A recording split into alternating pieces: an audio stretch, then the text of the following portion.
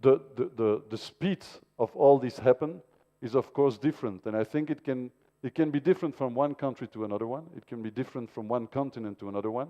And again, I'm not here to judge whatever the situation is in Iran, but certainly to assess and how we try to have a vision and try to assess how far Europe is. On one hand, there is a social, cultural factor, the demographic change, how the proportion of the population is today. We will have in Europe, by 2020, a very important chunk of people older than 50 years. We need also to think and to address how they will be dealing with all the digital devices and how we can make sure that we are user-friendly, not only on PCs, but tomorrow on smart devices, a phone or a pad, and how the different populations of the demography will be reacting to it. How is the educational model? I think that in Europe we have a huge challenge to try to make sure that ICT and digital skills are better integrated in our educational platforms, because today they are not.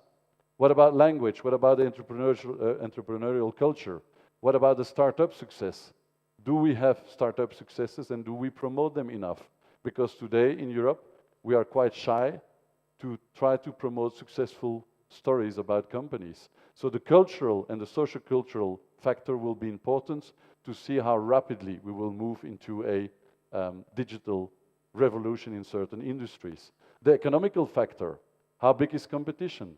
How is the cross-industry collaboration?